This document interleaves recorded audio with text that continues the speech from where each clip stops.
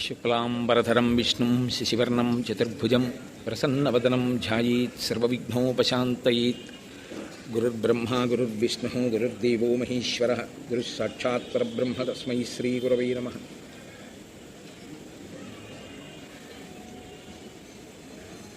వ్యాసాయ విష్ణురూపాయ వ్యాసరూపాయ విష్ణవే నమో వై బ్రహ్మనిధయే వాసిష్ఠాయ నమో నమః. కూజంతం రామ రామేతి మధురం మధురాక్షరం ఆరుహ్య కవితాశాఖాం వందే వాల్మీకికోకిలం. శృతిస్మృతిపురాణానాం ఆలయం కరుణాలయం నమామి భగవత్పాదశంకరం లోకశంకరం.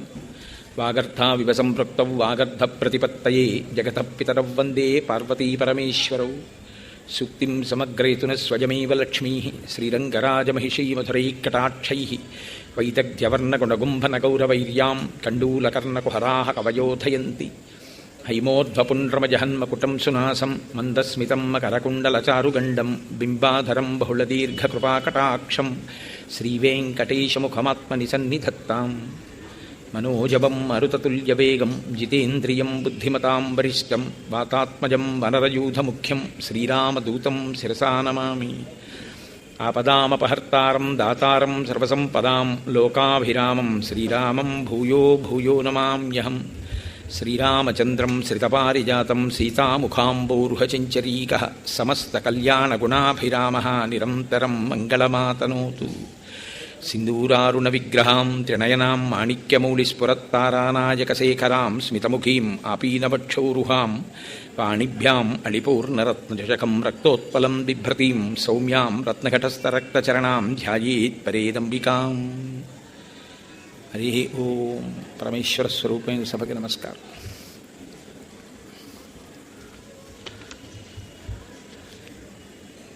పుష్పక విమానంలో నందిగ్రామానికి ఏతించినటువంటి రామచంద్ర ప్రభువు యొక్క పాదములకు పాదుకలు తొడిగినవాడై భరతుడు రామచంద్రమూర్తితో అంటున్నాడు, శిరస్యంజలిమాధాయ కైకేయ్యానందవర్ధన బభాషే భరతో జ్యేష్టం రామం సత్యపరాక్రమం.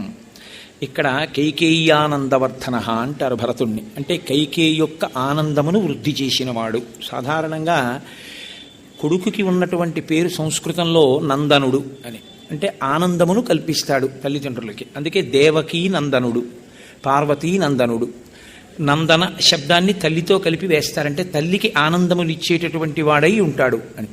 కన్న కడుపు అని కదా పోతనగారంతటి వారు మహాభాగవతం చేస్తూ, చేతులారంగ శివుని పూజింపడేని నోరు నొవ్వంగ హరికీర్తి నుడువడేని దయ్యు సత్యంబు లోనుగా తలపడేని కలుగనీటికి తల్లుల కడుపు చేటు అంటారు.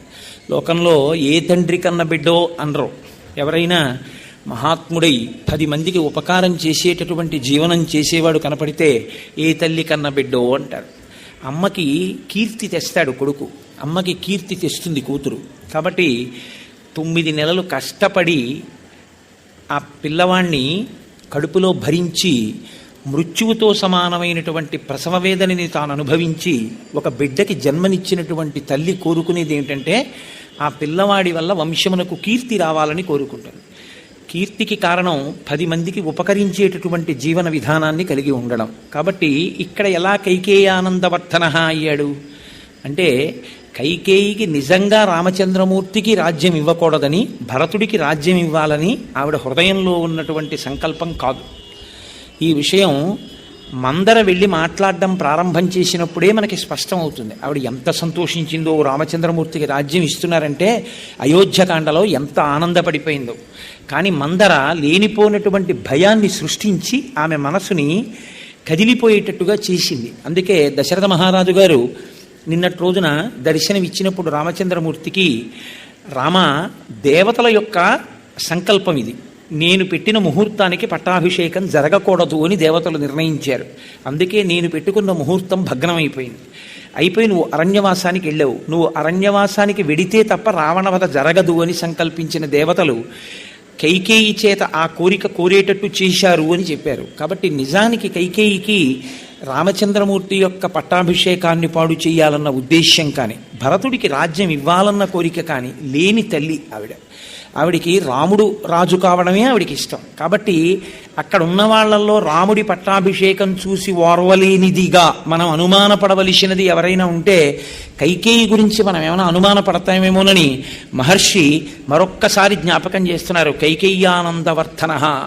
నిజంగా కైకేయికి రాముడు రాజు కావాలని కోరగలిగినటువంటి విశాలమైన హృదయం ఉండడం ఒకెత్తు, రాచరికం తనకి అయాచితంగా లభించిన 14 సంవత్సరములు రాజ్యం చెయ్యవయ్యా అని రాముడే అధికారం ఇచ్చిన రామ పాదుకలు పెట్టి రాజ్యం చేసి ఒకవేళ భరతుడికి రాజ్య వ్యామోహం ఏమాత్రమైనా కలిగినట్లు నీకు అనుమానం కలిగితే నువ్వు వెనక్కొచ్చే హనుమ, నేను రాజ్యాన్ని భరతుడికి ఇచ్చేస్తాను అని రామచంద్రమూర్తి ప్రతిపాదించిన 14 సంవత్సరముల అధికారము తర్వాత కూడా అధికారమునందు ఏమాత్రము వాంఛ లేకుండా ఇది రాముడిది, నేను పరిపాలిస్తున్నాను తప్ప నేను పరిపాలిస్తున్న వాళ్ళను కాను అని ప్రతిక్షణం జాగరూకుడై ఏ పాటి ఆభిజాత్యమో పెంచుకోకుండా రామ కింకరుడుగా మిగిలిపోయినటువంటి మహాపురుషుడు భరతుడు.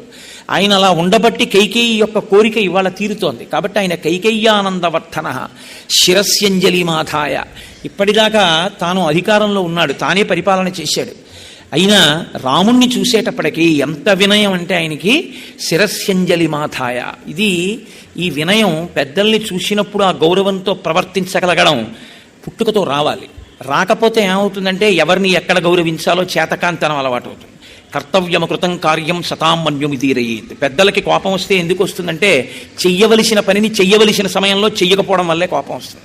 కాబట్టి ఎప్పుడైనా ఎవరైనా జ్ఞాపకం పెట్టుకోవలసింది ఏమిటంటే ఏ సందర్భంలో ఎక్కడ ఏ కాలంలో ఎవరిని గౌరవించాలో ఆ గౌరవాన్ని ఇవ్వడం చేతనైతేనే ఆయా స్థానములను అలంకరించవలసి ఉంటుంది. అది చేత కాకపోతే వాళ్ళకి ప్రమాదం, పెద్దల యొక్క ఆగ్రహాన్ని పొందుతారు. కాబట్టి అలా కాకూడదు అంటే ఆయా కాలముల యందు ఆయా సందర్భముల యందు ఎవరిని ఎలా గౌరవించాలో నేర్చుకుని ఉండాలి. ఇది భరతుడు మళ్ళీ మనకి చూపిస్తాడు. శిరస్యంజలి మాథాయ. ఎంత వినయం మహానుభావుడికి! శిరస్సు యందు 2 చేతులు దోసిలి కట్టి అంజలి ఘటించి పరమ వినయంతో రామచంద్రమూర్తి దగ్గరికి వచ్చి బభాషే భరతో జ్యేష్టం రామం సత్యపరాక్రమం. సత్యపరాక్రముడైనటువంటి రాముడు అంటారు మహర్షి. ఆయన ఎప్పుడు అనుష్ఠించినా అదే.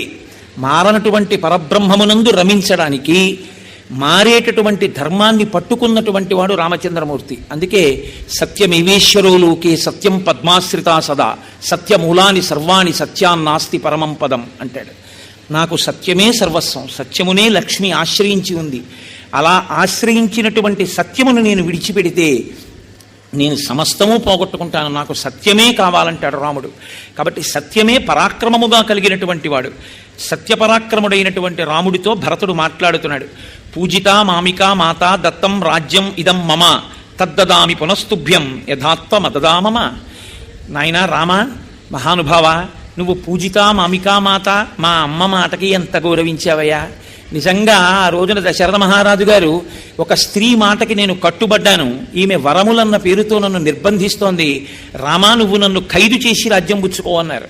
అయినా సరే నాకు నాన్నగారు మిమ్మల్ని ఖైదు చేసి రాజ్యం పుచ్చుకోవడం కాదు, మిమ్మల్ని సత్యమునందు నిలబెట్టిన వాడు కొడుకని, అమ్మా పుట్టినప్పటి నుంచి నన్ను చూస్తున్నావు, రాజ్యమే కావాలంటే తల్లి నువ్వు నాన్నగారిని వరాలు అడగాల అమ్మా, నువ్వు పిలిచి చెప్తే నేను వెళ్ళిపోనా అమ్మా, నాకు ఇవన్నీ అక్కర్లేదమ్మా అని నహమర్థపరోదేవీ లోకమా వస్తు ముత్సహి విద్ధిమాం ఋషిభి తుల్యం కేవలం ధర్మమాస్థితం అంటాడు మహానుభావుడు అయోధ్యకాండలో.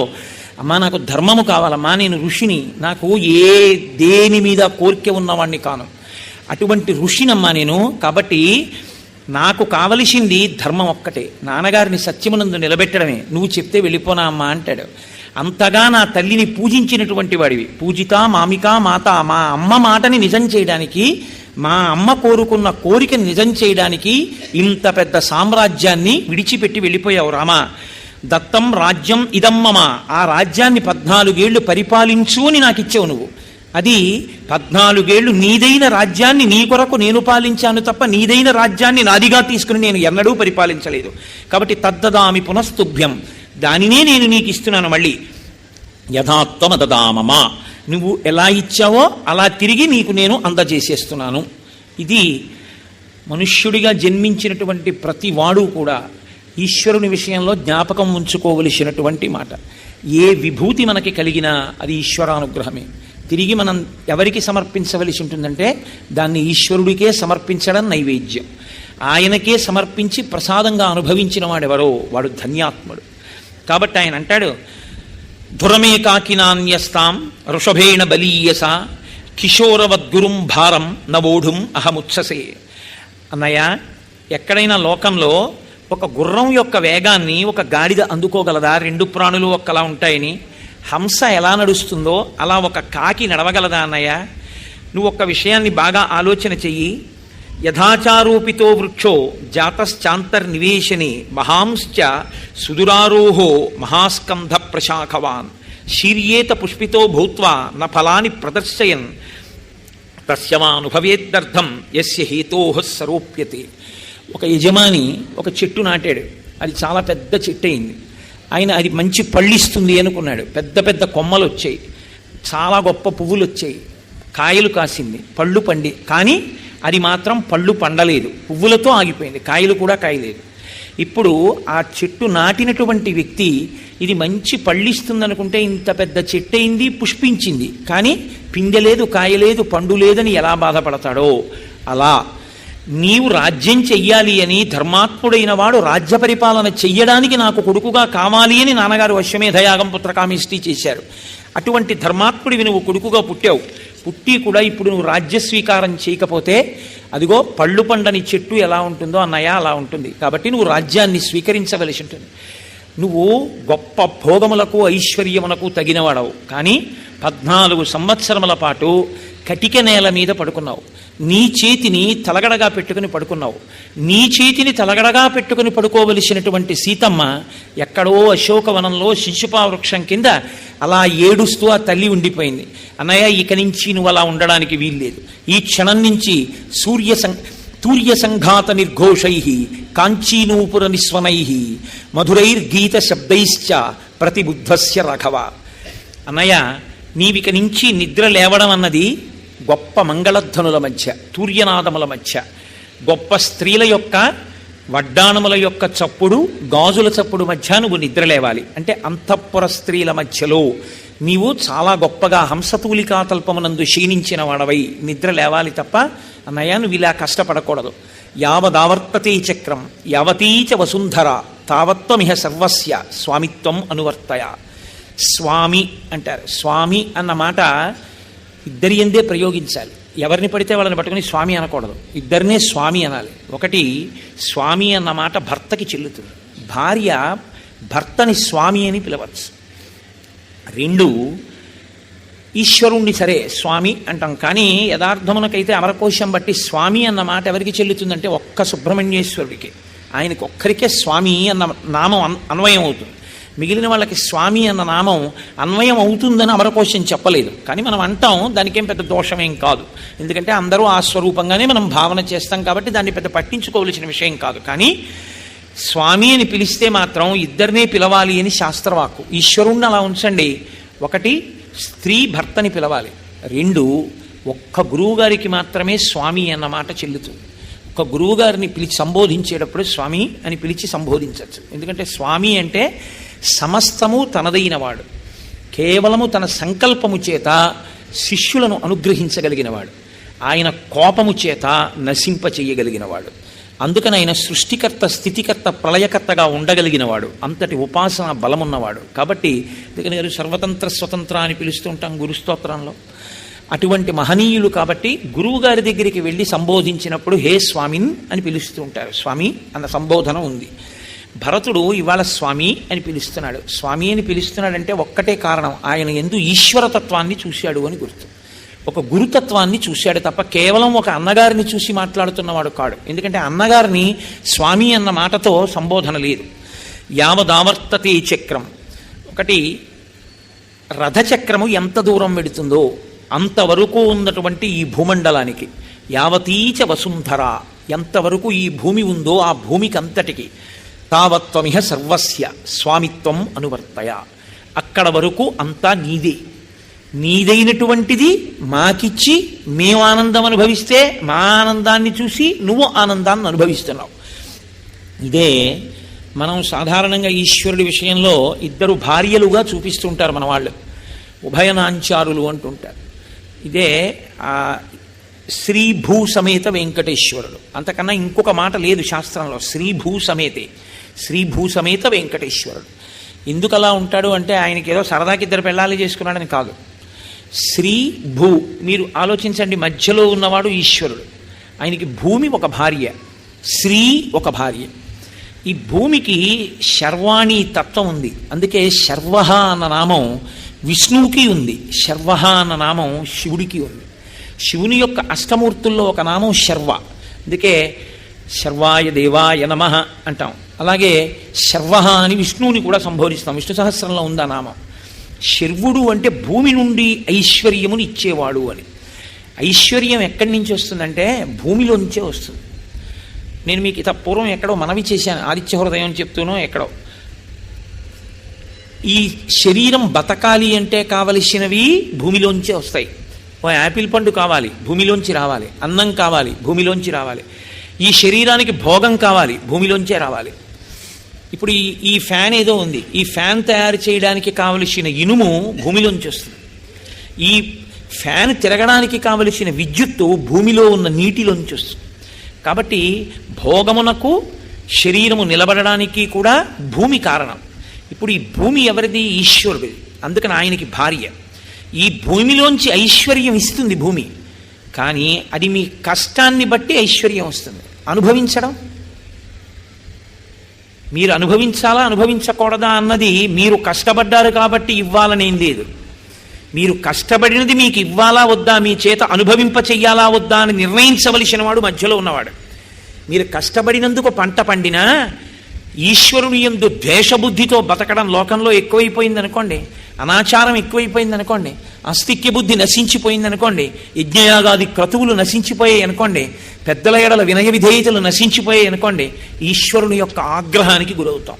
అప్పుడు ఈశ్వరుడు ఏమంటాడంటే దీనిని ఐశ్వర్యముగా మార్చవద్దు అంటాడు. అందుకని ఆవిడ శ్రీదేవి. ఇప్పుడు ఐశ్వర్యంగా ఎందుకు మారదంటే పంట పండుతుంది, తుఫాన్ వస్తుంది. పంట విరగకాశి ఉంటుంది, పెద్ద గాలివాన్ వస్తుంది. అరటి చెట్లన్నీ మంచి గెలలతో ఉంటాయి, పెద్ద గాలివాన్ వచ్చి చెట్లన్నీ నేల మీద పడిపోతాయి. అంటే మీరు పండించినది మీ నోటికి అందదు. ఇన్ని ఇంగ్లీష్లో ఒక ప్రొవెర్బ్లో అంటుంటారు, there may be a slip between cup and lip అని. అది మీ చేతిలో ఉన్నది మీ అనుభవంలోకి మారదు. అందుకే రుద్రంలో అభిషేకం చేస్తే ఓ మాట అడుగుతూ ఉంటారు, ద్రాపే అంధస్సస్పతే దరిద్రం నీలలోహిత అని. ఈశ్వర, ఐశ్వర్యం అన్న మాటకు అర్థం ఏమిటంటే ఉన్నది అనుభవించుట, అనుభవించగలిగినటువంటి శక్తి శరీరమునందు ఉంటే దానికి ఐశ్వర్యం అని పేరు, శ్రీ అని పేరు. ఇప్పుడు ఇవ్వాలన్నా ఈవిడే, ఇచ్చింది అనుభవించాలన్నా ఈవిడే, అనుభవింపచేయాలన్నా ఈవిడే. ఈవిడ అనుభవింపచేసే శక్తిని ఇవ్వాలన్నా, అనుభవించడానికి కావలసినవి ఈవిడ ఇవ్వాలన్నా ఈయన అనుగ్రహాన్ని బట్టే వాళ్ళిద్దరిస్తారు. ఈయన కాళ్ళు మీరు పట్టుకుంటే వాళ్ళిద్దరూ కూడా సంతోషిస్తారు. అందుకే మనకి లోకంలో ఆచారం ఏమిటంటే భర్త కాళ్ళు పట్టుకుంటే భార్య సంతోషిస్తుంది. శంకర భగవత్పాదులు సౌందర్యలహరి చేశారు. సౌందర్యలహరి అమ్మవారి యొక్క వైభవానికి సంబంధించిన స్తోత్రం. కానీ శంకరులు అమ్మవారి స్తోత్రం చేస్తున్నాను కదా అని శివా అని మొదలెట్లేదు, శివా అని దీర్ఘం ఇచ్చారనుకోండి అమ్మవారు. అమ్మవారిని స్తోత్రం చేస్తే అమ్మవారు ఖేదపడుతుంది. అమ్మవారు సంతోషించాలంటే ఆవిడ మహాపతివ్రత, కాబట్టి ఆవిడ భర్తని స్తోత్రం చేయాలి. కాబట్టి శంకరులు అందుకే లోకానికి ఈ మర్యాద నేర్పడం కోసం శివా అని మొదలెట్లేరు సౌందర్యలహరి. శివశక్త్యాయుక్తో యది భవతి శక్త ప్రభవితుం అని మొదలెట్టారు. శివ, శివ అంటే శివుడు. శివ అని మొదలెడితే ఆవిడ సంతోషిస్తుంది. అందుకే అసలు శివానందలహరి చెప్పి సౌందర్యలహరి చెప్తే అమ్మవారు చాలా ప్రీతి పొందుతుంది. ఇది ప్రత్యక్షంగా పెద్దలైనటువంటి వారు అనేక పర్యాయాలు అనుభవించారు జీవితంలో. అమ్మవారి అనుగ్రహానికి శివానందలహరి చెప్పి సౌందర్యలహరి చెప్తే అమ్మవారు ఎంత అనుగ్రహిస్తుందో స్ఫుటంగా కనపడుతుంది మీకు. కాబట్టి నీవు యావదావర్తతే చక్రం యావతీచ వసుంధర తావత్వమిహ సర్వత్వం స్వామిత్వం అనువర్తయ. అన్నయ్య, నువ్వు స్వామివి అంటే పైకి రాజు అంటున్నాడు, ఆంతరమునందు ఇవి నీవి ఈశ్వర. రాముడు ఈశ్వరుడు, అందుకనే భరతవాక్యం పలికేశాడండి అంటారు. అంటే భరతుడు చెప్పవలసిన మాట చెప్పేశాడు. ఈశ్వర, ఇవన్నీ నీవి, నీవైనవి నాకెందుకు ఇచ్చావు? మరి ఈ పట్టుపంచి నాకెందుకు ఇచ్చావు అంటే మంచి పట్టుపంచ కట్టుకున్నానని నేను సంతోషపడిపోతే నా సంతోషాన్ని చూసి ఆయన సంతోషిస్తాడు. నాకో పట్టు లాల్చీ ఎందుకు ఇచ్చాడు?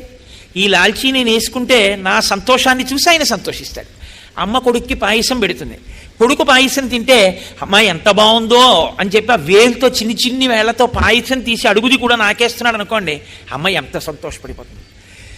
ఉండింది అమ్మ, తెచ్చింది తండ్రి, తిన్నవాడు పిల్లాడు. పిల్లవాడు తింటే అమ్మా నాన్న సంతోషపడ్డం ఏమిటి? తల్లి తండ్రి కాబట్టి వాళ్ళిద్దరు ఎవరు లోకానికి? సీతారాములు. వాళ్లే తల్లిదండ్రులు, వాళ్ళిద్దరే పార్వతీ పరమేశ్వరులు. అందుకే వాగర్ధావివ సంపృక్తవు వాగర్ధ ప్రతిపత్తయే జగత పితరవు వందే రమేశ్వరవు. పార్వతీ పరమేశ్వరవు, లక్ష్మీనారాయణులనండి, పార్వతీ పరమేశ్వరులనండి వాళ్ళే. కాబట్టి ఈశ్వర నీదైనది నాకు ఇస్తున్నావు, అది నేను పుచ్చుకుని సంతోషిస్తే నా సంతోషాన్ని చూసి నువ్వు సంతోషిస్తావు. అటువంటి వాడివి. ఇది ఆంతర ప్రతిపాదన. బాహ్యమునందు రామ ఇది నీది, ఈ భూమండలం, ఈ రాజ్యం నీది, నీదైన దాన్ని నన్ను పరిపాలించమన్నావు, పరిపాలించాను. కాబట్టి ఇప్పుడు నువ్వు దాన్ని మళ్ళీ స్వీకరించు. భరతస్య వచశ్రుత్వా రామ పరపురంజయ తథేతి ప్రతిజగ్రాహ నిశసాదాసనే శుభే. ఆయన అన్నాడు, స్వీకరించాను. ఒక్క సంకల్పం చేశాడు ఆయన, ఒక్క మాట అన్నాడు, భరత నేను సంతోషించాను, స్వీకరించాను అని ఒక ఉచితమైనటువంటి ఆసనంలో ఆయన కూర్చున్నాడు. పూర్వంతు భరతే స్నాతే లక్ష్మణీచ మహాబలే సుగ్రీవే వానరేంద్రీచ రాక్షసేంద్రే విభీషణే. ఆయన మర్రిపాలు పోసుకుని జటలు కట్టేసుకున్నాడు, జుట్టునంతటిని. అయోధ్యఖండలో విన్నారుగా మీరు. ఇప్పుడు ఆయన పట్టాభిషేకం చేసుకోవాలి. పట్టాభిషేకం చేసుకోవాలంటే రామచంద్రమూర్తి నిత్యాగ్నిహోత్రీకుడు. మహానుభావులు నిత్యాగ్నిహోత్రీకులు అంటే అసలు ఆ వర్చస్సు, ఆ వినయం. మొన్న ఇక్కడికి మే 11వ తారీఖు సాయంకాలం విజయవాడ నుంచి హరిప్రసాద్ గారు తీసుకొస్తే వాళ్ళ దర్శనం చేత పునీతులమయ్యాం మనందరం. వాళ్ళు సాయంకాలం అగ్నిహోత్రం చేసుకుని ఇక్కడికి వచ్చారు. ఎంత వినయమో, ఎంత విధేయతో. చదువుకోవడం వేరు, వినయం ఉండడం వేరు. ఏదో తెలుసు అనుకోవడం వేరు, దాని చేత ధూర్తతనం ప్రబలడం వేరు. ఆ ధూర్తతనం ఉన్నప్పుడు ఏదీ రాణించదు, ఆ వినయం లేకపోతే. కాబట్టి రామచంద్రమూర్తి దగ్గరికి ఆ క్షురకర్మలో నిపుణులైన వాళ్ళని తీసుకొచ్చారు. తీసుకొస్తే ఆయన అన్నారు, నేను కాదు ముందు జటలు తీయించుకోవలసిన వాడిని, ముందు భరతుడికి, లక్ష్మణుడికి, శత్రుఘ్నుడికి తీయించండి అన్నారు. ఆయన నిత్యాగ్నిహోత్రీకుడు, మారీచుడంతటి వాడు. ఆయన గురించి చెప్తూ ఏకవస్త్రధరో ధన్వీ శిఖీ కనకమాలయ అని చెప్పాడు. ఆయన శిఖ పెట్టుకుని ఉంటారు. పట్టాభిషేకం వేళటికి యథార్థానికి ఆయన యథార్థమైనటువంటి మూర్తి ఏమిటి అంటే ఆయన బోడిగుండుతో పిలకతో ఉన్నారు. ఎందుకంటే ఆయన క్షురకర్మ చేయించుకున్నారు, చేయించుకుని శిఖతో మాత్రమే ఉన్నారు ఆయన. ఎందుకంటే ఆయనకి ఆచారము పట్ల, సంప్రదాయము పట్ల ఆయనకున్న మర్యాద అటువంటిది రామచంద్రమూర్తికి. కాబట్టి పూర్వంతు భరతే స్నాతే. ఆయన అన్నారు, నేను కాదు ముందు స్నానం, తమ్ముడికి చేయించండి అన్నారు. ఆయన ప్రేమ అటువంటిది. ఇందులో ముందు భరతుడికి స్నానం చేయించారు. లక్ష్మణీచ మహాబలి, తర్వాత లక్ష్మణుడికి చేయించారు. సుగ్రీవే వానరేంద్రీచ, ఆ తర్వాత మిత్రుల్ని కూడా ఆయన అంత జ్ఞాపకం పెట్టుకుంటారు. సుగ్రీవుడికి చేయించారు. రాక్షసేంద్రే విభీషణే, తర్వాత రాక్షసేంద్రుడైనటువంటి విభీషణుడికి కూడా స్నానం చేయించారు. ఆ జటలనన్నింటినీ కూడా విసర్జించారు, మంచి వస్త్రాన్ని కట్టుకున్నారు. సీతమ్మ తల్లికి ప్రతికర్మచ సీతాయా సర్వా దశరథ స్త్రియ ఆత్మనైవ తదా చక్రు మనస్విన్యో మనోహరం. దశరథ మహారాజు గారి యొక్క 3 భార్యలు కౌసల్య, సుమిత్ర, కైకేయి. లోకంలో ఇదొక విచిత్రమైనటువంటి లక్షణం. కౌసల్య, సుమిత్ర, కైకేయి 3 భార్యలు దశరథ మహారాజు గారికి. 3 భార్యలున్నటువంటి దశరథుడికి 4 కొడుకులు ఉన్నారు, కానీ కూతుళ్ళు లేరు. కాబట్టి వాళ్ళకి సంతోషం ఏంటంటే 3 కొడుకులు ఉన్నారు కానీ ఓ జడ వేద్దామంటే లేదు, ఓ పువ్వులు ఎడదామంటే లేదు, చక్కగా ఏదో వాళ్ళకి ఓ చక్కగా బొట్టు, కాటుగో ఇవి పెడదామంటే లేదు. కూతుళ్ళు లేనటువంటి కొడుకులు మాత్రమే ఉన్న తల్లికి చాలా ముచ్చట ఒకటి ఉంటుంది.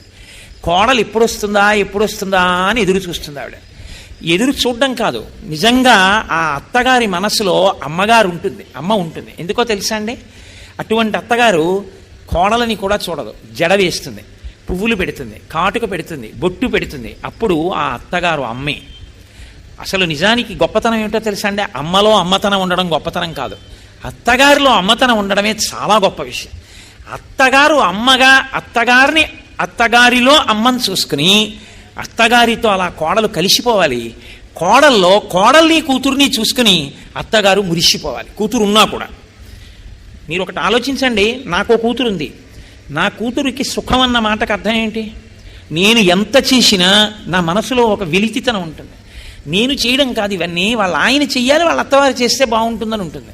వాళ్ళ అత్తవారి వల్ల తృప్తి పొందితే నా కూతురు నేను ఎంతో సంతోషిస్తాను. ఏమి నా కూతురు అయితే ఆ న్యాయమా? రేపు నా కోడలు వస్తే అప్పుడు నా కోడలు ఎక్కడ సుఖపడాలి? నా దగ్గర సుఖపడాలి. నా దగ్గర మామగారిని అయినందుకు ఏమిటి నా పెద్దరికం? నా కోడలు ఎక్కువ సంతోషించాలి. ఒకసారి కూతురికి కొడుక్కి కూడా పెళ్లి చేశాక కూతురు అల్లుడు కొడుకు కోడలు నలుగురిని తీసుకుని పండక్కి బట్టలు కొనడానికి వెళ్ళాను అనుకోండి, నేనైతే నా జీవితాంతం అంతే. నా కూతురు ఎలా అత్తవారింట్లో సుఖపడాలని కోరుకుంటానో, ఒకవేళ నా కూతురు వాళ్ళ వదిన ఇద్దరూ కలిసి, అంటే కూతురు కోడలు కలిసి ఇద్దరూ 10,000 రూపాయల పట్టు చీరలే కొనుక్కున్నా, నేను మాత్రం నా కోడలి బిల్లు నువ్వు వేసుకొని 10 రూపాయలు ఎక్కువ ఇచ్చేస్తాను. కోడలే. ఆ అమ్మాయి నా దగ్గర సుఖపడాలి, నా కూతురు అత్తవారింట్లో సుఖపడాలి. నీ కూతురైతే అత్తవారింట్లో సుఖపడాలని కోరిక, నీ కోడలైతే నీ దగ్గర సుఖపెట్టకుండా బాధ పెడతావా? తప్పు కదది. ఈ మర్యాద మీరు గమనించగలిగితే ఎంత అందంగా ఉంటుందో. సీతమ్మ తల్లి యందు కైకమ్మకి ఏ భేదము లేదనడానికి గుర్తేమిటో తెలుసా అండి? సీతమ్మ తల్లికి అలంకారం ఎవరు చేయక్కర్లా, ఆవిడే చేసుకుంటుంది. కాదుట, కౌసల్య, సుమిత్ర, కైకేయి ముగ్గురు కలిసి ఆవిడ యొక్క జడ దువ్వారట, ఆవిడికి కొప్పు వేశారట, ఆవిడికి పువ్వులు ఎట్టారట, కాటుకు ఎట్టారట, బొట్టెట్టారట. ఎంత పొంగిపోయారోట ముగ్గురు అత్తగారులు. ఇంత గొప్ప కోడలు మా వంశ ప్రతిష్ఠ నిలబెట్టిందని. అత్తగారు మామగారు అంటే కోడల్ని అంత ప్రేమిస్తారు అని శాస్త్రవాక్యం. కాబట్టి వాళ్ళు ప్రతికర్మచ సీతాయా సర్వా దశరథ స్త్రియ ఆత్మనైవ తదా చక్రు మనస్విన్యో మనోహరం. శ్రీరామాయణం అందుకే కేవలం వినేది కాదు అని నేను మీకు మనవి చేస్తుంటా. శ్రీరామాయణం విన్నవాడి బుద్ధిలో ఖచ్చితంగా ఒక మార్పు ఉంటుంది. తతో వానరపత్నీనాం సర్వేషామేవ శోభనం చకారయత్నాత్ కౌసల్య ప్రహృష్ట పుత్రలాలస. ఇంతకాలం తర్వాత కొడుకుని చూసుకున్నటువంటి కౌసల్య, నా కొడుకు ఇవాళ ఈ అభ్యున్నతిని పొందడానికి కారణమైనటువంటి వాళ్ళు వానరనాయకుడైన సుగ్రీవుడు, రాక్షసనాయకుడైన విభీషణుడని పట్టుపట్టి వానరనాయకుడైన సుగ్రీవుడి యొక్క భార్యలకి అలంకారాలు చేసిందట. వాళ్ళు కామరూపులు, మానవ రూపంలో ఉన్నారు. ఇప్పుడు రామచంద్రమూర్తిని శత్రుఘ్నుడు ఒక రథాన్ని పూంచి తీసుకొచ్చి అక్కడ నిలబెట్టి, అన్నయ్య రథం ఎక్కువ అన్నాడు. తత శత్రుఘ్నవచనాత్ సుమంత్రో నామ సారథి యోజయిత్వాభిచక్రామ రథం సర్వాంగశోభనం అర్కమండల సంకాశం దివ్యం దృష్ట్యా రథోత్తమం ఆరురోహ మహాబాహు రామ సత్యపరాక్రమం. ఆ సుమంత్రుడికి చెప్పి ఒక రథాన్ని తీసుకొచ్చి శత్రుఘ్నుడు మేలైన గుర్రములతో పూంచినటువంటి దాన్ని, సూర్యమండలంలో ఉన్నటువంటి రథాన్ని అక్కడ పెట్టాడు. మహానుభావుడైనటువంటి రామచంద్రమూర్తి ఆ రథాన్ని అధిరోహించారు. సుగ్రీవుడు, హనుమంతుడు మొదలైనటువంటి వాళ్ళు గొప్ప కాంతి కలిగినటువంటి కుండలములు ధరించినటువంటి వారై ఆ నందిగ్రామం దగ్గర నుంచి అయోధ్య పట్టణానికి బయలుదేరారు. అలాగే సుగ్రీవ పత్నులు సీతమ్మ తల్లితో కలిసి ఆ నగర వీధులన్నీ చూస్తూ వెళ్ళడం కోసమని వాళ్ళు బయలుదేరారు. ఇప్పుడు రామచంద్రమూర్తి పట్టాభిషేకం కోసం నందిగ్రామం నుంచి అయోధ్య వరకు అందరూ కలిసి బయలుదేరారు. ఈ రథం వెడుతుంటే మనం లోకంలో 2 పనులు చేయడానికి చాలా సిగ్గుపడిపోతాం. ఒకటి, నేను ఆ పదవిని కించపరచట్లేదు అని మీరు బాగా గుర్తుపెట్టుకోవాలి. డ్రైవర్ పోస్ట్ చేయడం అంటే ఓ చిన్నతనం, ఒక మెసెంజర్ పోస్ట్ చేయడం అంటే ఒక చిన్నతనం. కోరి ఈశ్వరుడు చేసినవి ఈ 2. పైగా అవి బిరుదుల కింద పెట్టుకున్నాడు ఆయన. నేను పాండవ దూత, పార్థసారథి, నేను పార్థుడికి డ్రైవర్ని, పాండవులకు మెసెంజర్ని అని ఆయన ఆ 2 బిరుదునామాలుగా స్వీకరించాడు. నిజానికి ఎంత గొప్పవాడైనా వాడి భద్రతంతా ఎదురుగుండా కూర్చుని నడిపేవాడి చేతిలోనే కదండి ఉంది. కాబట్టి ప్రేమ అన్నమాటకు అర్థం చూడండి. మనం కూడా రాజకుమారులమేగా, బుద్ధిగా మనం రథం తోడడం ఏమిటి అసహ్యంగాను అనుకోలేదు. వాళ్ళ ప్రేమ అటువంటిది. అన్నయ్య ఇంత కష్టపడి వచ్చాడు మన అన్నయ్య అని శత్రుఘ్నుడు ఎంతో సంతోషంగా ఆ రథము యొక్క కళ్ళాల్ని పట్టుకున్నట్టు. అలాగే ఆ చుట్టూ ఉన్నటువంటి ఆ భరతుడు గుర్రము యొక్క కళ్ళెములను పట్టుకుంటే శత్రుఘ్నుడు శ్రీరాముని యొక్క శిరస్సు మీద ఛత్రాన్ని పట్టుకున్నాడు. లక్ష్మణుడు ఒక పక్కన నిలబడి వింజామర వేస్తున్నాడు. విభీషణుడు ఇంకొక వింజామర తీసుకుని ఆయన వేస్తున్నాడు. భరతుడు అక్కడ ఉన్నటువంటి పురోహితులందరితో ఎంత వైభవోపేతంగా శ్రీరామ పట్టాభిషేకం జరగాలి అన్నది ఆలోచన చేస్తున్నాడు. ఇంత సంతోషంగా ఈ అన్నదమ్ములందరినీ చూస్తేట ఇద్దరి కళ్ళమ్మట నీళ్లు కారేట. ఒకడు సుగ్రీవుడు, ఇంకొకడు విభీషణుడు. విభీషణుడు అనుకున్నాడు, అయ్యో మేము 3 అన్నదమ్ములం, రావణ కుంభకర్ణ విభీషణులం, లోకాన్నంతటినీ శాసించగలిగిన మొనగాళ్ళం, కానీ మా అన్నయ్యలు దారి తప్పారు, దెబ్బలాడుకున్నాం, ఆఖరికి 2 అన్నయ్యలు మరణించారు, నేను ఒక్కడిని మిగిలాను. జగజ్జెట్టి మా అన్నయ్య వాలి, ఆ అన్నయ్య పోయాడు, నేను ఒక్కడిని మిగిలాను. ఈ భాతృప్రేమ మా జీవితంలో తెలియదు. మేము ఎప్పుడూ దెబ్బలాడుకోవడం, ఆఖరికి చచ్చిపోవడం, ఎవడో ఒకడు మిగలడం. అన్నదమ్ములంటే వీళ్ళు పెద్దన్నగారి పట్ల ఎంత గౌరవంతో జీవించారో, ఎంత మర్యాదగా జీవించారో అని నేను ఎంత సంతోషించాడో మహానుభావుడు. అందుకే ఆ అన్నదమ్ముల బిడ్డలు, ఆ ప్రేమ అవి చూస్తే ఎంతో సంతోషంగా ఉంటుంది. హరిప్రసాద్ గారు వాళ్ళ అన్నగారు వచ్చిన రోజున నా దగ్గరికి వచ్చి అంత గౌరవంగా వాళ్ళ అన్నగారి గురించి నా చెవిలో చెప్పి, వాళ్ళ అన్నగారిని అంత వినయంగా పిలిచి నాకు దండేయించి, వాళ్ళ అన్నగారి కొడుకు నాకు దండే వేస్తున్నప్పుడు వాడొచ్చాడు అని ప్రేమగా, కొడుకు కాబట్టి, తమ్ముడు కొడుకు కాబట్టి చెప్తుంటే నాకు ఎంత ఆనందం వేసిందో. అన్నదమ్ముల మధ్య, అన్నదమ్ముల బిడ్డల మధ్య సఖ్యత ఉంటే అదొక గొప్ప బలం, అదొక గొప్ప సంతోషం. కాబట్టి ఇప్పుడు ఆ రథం బయలుదేరింది. మహర్షులు, మరుద్గణములు, దేవతలు అందరూ ఆకాశంలో నిలబడి రామచంద్రమూర్తి యొక్క పట్టాభిషేకాన్ని చూస్తున్నారు.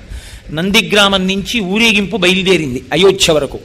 ఎప్పుడూ కూడా ఊరేగింపుకు ముందు ఒక పెద్దవాళ్ళు కొంతమంది వెడుతూ ఉండాలి తప్ప ఊరేగింపునకు ముందు పెద్దవాళ్ళు లేకుండా ఊరేగింపు వెళ్ళకూడదు. మనకు అది రామాయణమే నేర్పుతుంది. అందుకని రాజైనవాడు, పెద్దవాడు, మహానుభావుడు కాబట్టి దశరథ మహారాజు గారు కూర్చునేటటువంటి శత్రుంజయము అనేటటువంటి ఏనుగు మీద సుగ్రీవుణ్ణి కూర్చోపెట్టి ముందు భాగంలో ఆయన్ని నడిపించారు. తూర్యవాద్యములు, కరతాళధ్వనులు చేసేవాళ్ళు, మంచి స్వస్తివాక్యాలు పలికేటటువంటి బ్రాహ్మణోత్తములు ఆ ముందర వెడుతున్నారు.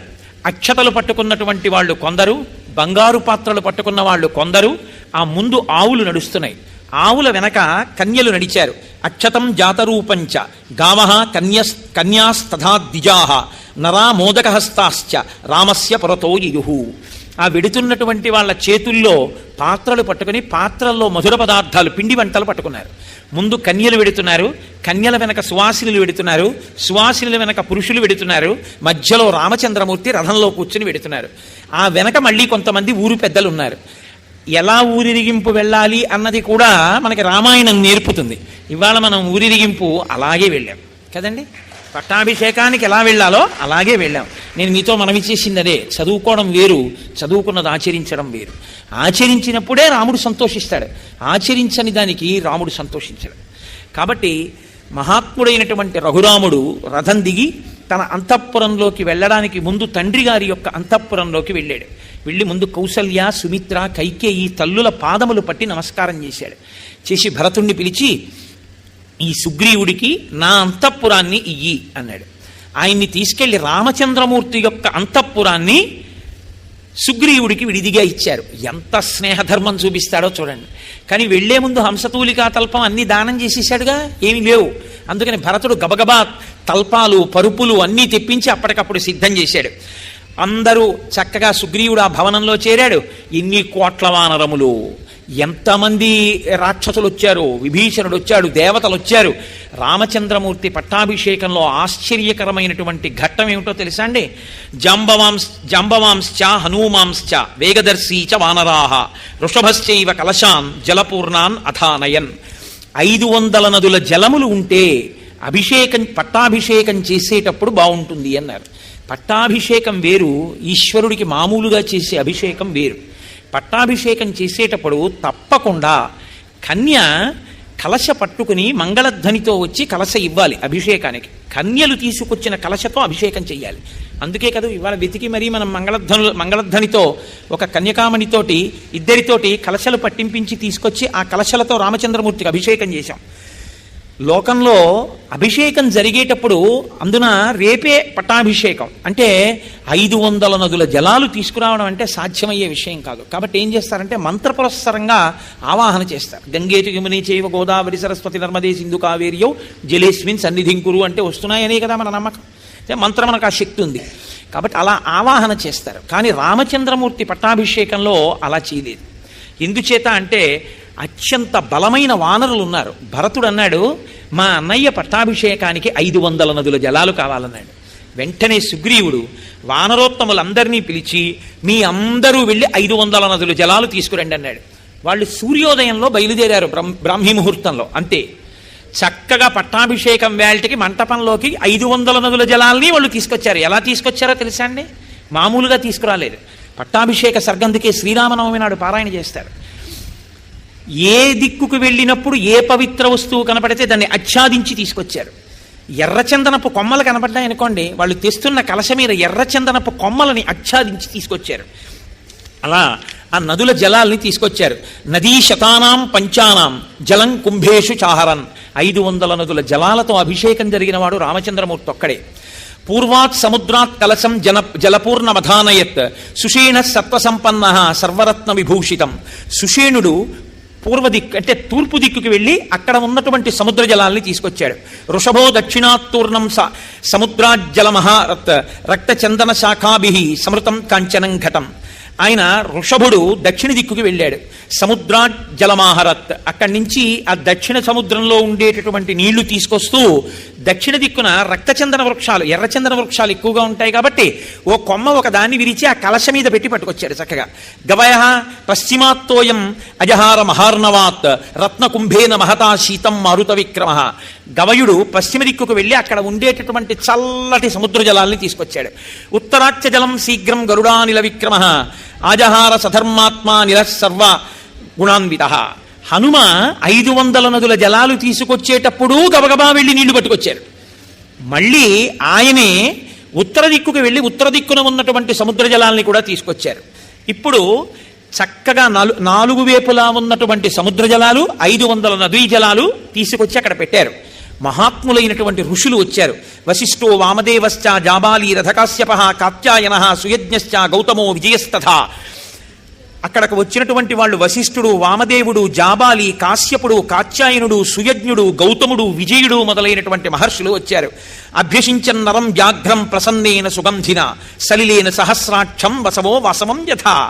ఆయనని ఆ కలశల యందు ఓషధీరసములను నింపారు. నేను నిన్న అందుకే ఓషధీరసములను వెయ్యండి అని ఇవాళ ఓషధీరసాలతో అభిషేకం చేశాం. పట్టాభిషేకంలో తప్పకుండా ఓషధీరసములను వాడాలని. పట్టాభిషేకము అంటే యథార్థానికి ఆ అభిషేకమే, ఆ అభిషేకానికే అంత శక్తి. కాబట్టి ఇప్పుడు ఆ పట్టాభిషేకం చేశారట రామచంద్రమూర్తికి, అంతే లోకం అంతా చల్లబడిపోయింది అన్నాడు. ఒక్కసారి చల్లబడిపోయింది. అంటే ఆ రామచంద్రమూర్తి యొక్క శక్తి అటువంటిది. పట్టాభిషేకం జరిగితే రాజారాముడైన, కాబట్టి ఆయన రాజారాముడు కాగానే లోకమంతా చల్లబడిపోయింది. అందరి మనసులు ప్రసన్నమైపోయి బ్రహ్మణా నిర్మితం పూర్వం కిరీటం రత్నశోభితం అభిషిక్త పురాయేన అనుప్తం దీప్త తేజసం. అప్పుడు కిరీటములను తీసుకొచ్చి ఒక వేది మీద ఉంచారు మొట్టమొదట. ఇదే మకుటధారణ సర్గ అంటారు. ఈ సర్గనే పట్టాభిషేక సర్గనే మకుటధారణ సర్గ అని కూడా పిలుస్తారు. ఇది యథార్థంగా ఏమిటంటే శ్రీరామనవమి నాడు కళ్యాణం చేయడం ఎంత అవసరమో మకుటధారణ సర్గ పారాయణ చేయడం అంత అవసరం. ఆ రోజు ఉదయమే అందరూ కలిసి దేవాలయంలో కూర్చుని రామనామం ప్రారంభం చేస్తారు. ప్రారంభం చేసి సాయంకాలం వరకు చక్కగా రామనామం చేసి పట్టాభిషేక సర్గని, మకుటధారణ సర్గని పారాయణ చేసి స్వామివారి కిరీటాన్ని మానసికంగా చూస్తారు. ఎందుకంటే కిరీటం మీ ఎదురుగుండా వచ్చి ఉండదు కదా ఆ మకుటధారణ సర్గ చదివేటప్పుడు. కేవలం మనసుతో చూడమని చెప్తారు. మనసుతో చూసి ఈ కిరీటధారణ సర్గకి సంబంధించినటువంటి 3 శ్లోకాలు ఉంటాయి. ఈ 3 శ్లోకాల్ని అందరితోటి చెప్పిస్తారు ఒకసారి. మిగిలిన సర్గ ఎవరు వచ్చి దాన్ని ప్రవచనం చేస్తున్నారో ఆయన ఆ సర్గనంతటినీ చెప్పేస్తారు. కానీ శ్లోకాలు మాత్రం అందరితోటి చెప్పిస్తారు. మహానుభావుడు పరమాచార్య స్వామి వారు శరీరంతో ఉన్న రోజుల్లో వారు ఎక్కడ ఉంటే అక్కడ శ్రీరామనవమి నాడు అలా చేయిస్తుండేవారు. ఈ సంవత్సరం కాకినాడ పట్టణం అయ్యప్ప స్వామి దేవాలయంలో మేము అలా చేసి సాయంకాలం మకుటధారణ సర్గ పారాయణ చేశాం. దాని అనుగ్రహమో ఏమో ఇత పూర్వం పట్టాభిషేకం చెప్పడం జరిగింది. కానీ ఎక్కడా కూడా నిజంగా ఆ రోజు రామచంద్రమూర్తి, లక్ష్మణస్వామి, సీతమ్మ తల్లి, హనుమ అంటే భరతుడికి యువరాజ్య పట్టాభిషేకం చేశారు కాబట్టి భరతుడు అని చెప్పవలసి ఉంటుంది కిరీటధారణకి. ఆ నలుగురికి ధారణ చేయించేటటువంటి కిరీటములు ఏ ఉన్నాయో, లేకపోతే రాముడు పెట్టుకోవలసిన ప్రధానమైన కిరీటం ఏముందో ఆ కిరీటాన్ని చూస్తూ ఆ శ్లోకాలు చెప్పడం అనేటటువంటిది ఇప్పటి వరకు ఎప్పుడూ చెయ్యడం జరగలేదు. ఎందుకంటే అలా కిరీటం తీసుకొచ్చి పెట్టి చేయడం కుదరదు కనుక. కానీ ఇవాళ మొట్టమొదటిసారిగా నిజంగా పట్టాభిషేక సర్గవేల్టికి యథార్థంగా అలాగే వేదిక మీదకి తీసుకొచ్చి ఆ కిరీటములను అక్కడ పెట్టి మకుటధారణ సర్గ చెప్తూ మీ అందరితోటి శ్లోకాలు చెప్పించేటటువంటి అదృష్టాన్ని రామచంద్రమూర్తి ఇవాళ కృప చేశారు. కాబట్టి వాల్మీకి మహర్షి అంటారు, బ్రహ్మణా నిర్మితం పూర్వం కిరీటం రత్నశోభితం. రత్నముల చేత శోభించేటటువంటి ఆ కిరీటము చతుర్ముఖ బ్రహ్మగారి చేత నిర్మింపబడినటువంటి కిరీటము. తస్యాన్వవాయే రాజానః క్రమాద్యేనాభిషేచితాః సభాయాం హేమక్లుప్తాయాం శోభితాయాం మహాధనైః. అనేక మంది జనులతో శోభిస్తూ రత్నములతో వజ్రములతో శోభిస్తున్నటువంటి ఆ వేదిక మీద రామచంద్రమూర్తికి ధారణ చేయించేటటువంటి ఆ కిరీటాన్ని తీసుకొచ్చి అక్కడ పెట్టారు వశిష్ఠ మహర్షి. రత్నైర్ నానా విధిశ్చైవ చిత్రితాయాం సుశోభనై నానారత్నమయే పీఠే కల్పయిత్వా యథావిధి. అనేకమైన రత్నములు పొదగబడినటువంటి స్వర్ణ కిరీటం ఆ కిరీటము. కిరీటేన తతపశ్చాత్ వశిష్ఠేన మహాత్మన ఋత్విగ్భిర్భూషణైశ్చైవ సమయోక్షత రాఘవ. మిగిలినటువంటి వారందరూ ఏకకంఠంతో స్వస్తివాచకం పలుకుతుండగా వశిష్ఠ మహర్షి తన చేతులతో ఆ కిరీటాన్ని రామచంద్రమూర్తి యొక్క శిరస్సు మీద అలంకరించారు. అది మకుటధారణము అంటారు. అటువంటి స్థితి రామచంద్రమూర్తి ఆ రోజున పొందారు. ఈ శ్లోకాల్ని పట్టాభిషేకం చెప్పేటప్పుడు నేను చెప్పడం కాదు, ఎవరెవరు ఇవన్నీ చెప్తారో ఈ శ్లోకాల్ని అందరూ చెప్పినప్పుడు ఏమవుతుందంటే పట్టాభిషేకంలో వాళ్ళందరి పట్ల రాముడు రాజారాముడై వాళ్ళని ఆయనే పరిపాలించి కాపాడతాడు అని పెద్దల వాక్కు. పూర్ణంగా రామానుగ్రహం కలిగింది ఇవాళ. అనేక వజ్రవైడూర్యములు, పచ్చలు, కెంపులు మొదలైనటువంటివి పొదగబడి ఇవాళ రామ లక్ష్మణులకు, ఆ హనుమకు, సీతమ్మకు అలంకరింపబడడానికి సిద్ధమై వచ్చినటువంటి అమూల్యమైనటువంటి నూతన ఆభరణములు, వాటితో రత్నములతో కూడినటువంటి వేది మీద ఆ కిరీటములు యథార్థంగా ఉన్నాయంటే పరిపూర్ణంగా రామానుగ్రహం కలిగి వేదిక అలా సిద్ధమైంది అని గుర్తు. అవి అక్కడ ఉంచి మీరు కూర్చోవచ్చు. ఇప్పుడు శత్రుఘ్నుడు స్వామికి శుభప్రదమైనటువంటి తెల్లని ఛత్రమును పట్టుకున్నాడు. సుగ్రీవుడు తెల్లని వింజామరలతో వీస్తున్నాడు. విభీషణుడు చంద్రకాంతులీనుతున్నటువంటి మరొక వింజామరని తీసుకున్నాడు. దేవేంద్రుడు వాయువు చేత అతి సుందరమైనటువంటి 100 పద్మములతో కూడినటువంటి ఒక హారాన్ని పంపించాడు. పట్టాభిషేకం జరిగినటువంటి రోజు మధ్యాహ్నం గంధర్వులు గానం చేశారు. ఇవాళ మనకి కూడా గంధర్వగానమే జరిగింది మధ్యాహ్నం. యథార్థమైనటువంటి పట్టాభిషేకం ఆనాడు అయోధ్యలో జరిగితే మళ్ళీ ఆ తర్వాత బహుశಃ గుంటూరులో ఇవాళే జరుగుతోంది.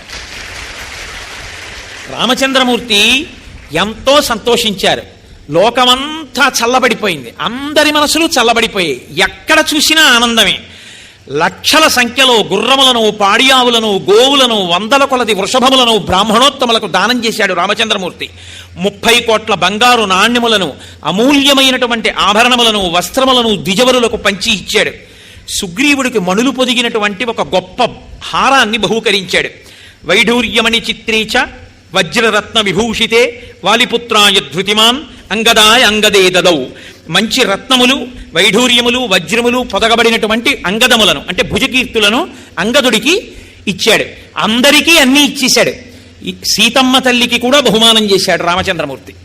ఇంతమంది ఇన్ని పుచ్చుకున్నాక మా అమ్మ సీతమ్మ మెడలోంచి ఒక ముత్యాలహారాన్ని తీసి చేత్తో పట్టుకుని ఇలా రాముడి వంక చూసింది.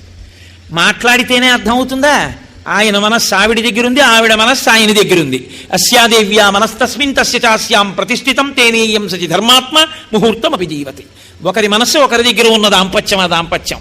కాబట్టి వెంటనే రాముడు అన్నాడు, సీత నువ్వు ఆ హారాన్ని మెళ్ళలోంచి ఎందుకు తీశావో నాకు తెలుసు. ప్రదేహి సుభగే హారం యస్య తుష్టాసి భామిని పౌరుషం విక్రమో బుద్ధి యస్మిన్ నేతాని సర్వశః దదౌ సామాజిపుత్రాజాతం హారం అసితేక్షణ హనుమాంస్తేన హారేణ శుశుభే వనరర్షభ చంద్రాంశుచయ గౌరేణ శ్వేతాభ్రేణ యథాచలః. వెంటనే ఆ తల్లి తన చేతిలో ఉన్నటువంటి ముత్యాలహారాన్ని స్వామి హనుమకి ఇచ్చింది. వెంటనే హనుమ ఆ హారాన్ని మెళ్ళో వేసుకున్నారు. చంద్రకిరణములు పడినటువంటి మేఘం ఎలా ఉంటుందో ఆయన పచ్చటి రంగులో కదండి ఉంటారు, కాంచనాద్రికమనీయ విగ్రహం. ఆ హారములు వేసుకున్నటువంటి హనుమ అలా మెరిసిపోయారు కాంతితోటి. ఆయన ఏదో కొరికారు, రామనామం లేదని అవతల బారేశారు, అటువంటి పిచ్చి పనులు ఆయన చేయరు. ఆయన చక్కగా దాన్ని మెళ్ళో ధరించారు. ఇప్పుడు రామచంద్రమూర్తి లక్ష్మణుడి వంక చూసి అతిష్ట ధర్మజ్ఞ మయాస హేమాంగాం పూర్వరాజాం జుషితాంబలేన. మన పూర్వరాజులందరూ అధిష్ఠించినటువంటి ఈ సామ్రాజ్యాన్ని పరిపాలించడంలో నాతో పాటు బాధ్యత పంచుకోవడానికి, కర్తవ్యాన్ని నిర్వహించడానికి లక్ష్మణ ధర్మము తెలుసున్నవాడా, ధర్మజ్ఞ మయాస హేమాంగాం పూర్వరాజ్యాం జుషితాంబలేన, యవరాజ్యం తీసుకో అన్నాడు. అంటే అన్నయ్య నాకు నీ కైంకర్యం కావాలి, కానీ నాకన్నా పెద్దవాడు భరతుడుండగా నాకెందుకన్నయ్య యవరాజ్యం, నాకొద్దు, భరతుడికి ఇమ్మన్నారు. ఎంత బతిమాలినా బుచ్చుకోలేదు. ఏమో 14 ఏళ్ళు అరణ్యవాసం చేశాడు, అన్నయ్య నన్ను అడగలేదనుకుంటాడేమోనని ధర్మం తెలుసున్నవాడా అని అడిగాడు. ధర్మం తెలియడం అంటే అంత జాగ్రత్తగా ఉంటుంది. ధర్మం తెలిసి ఉండడం అంటే పెద్దలు ఉన్నప్పుడు అంత జాగ్రత్తగా ప్రవర్తించాలి. ప్రవర్తించకపోతే దోషం వస్తుంది అందులో.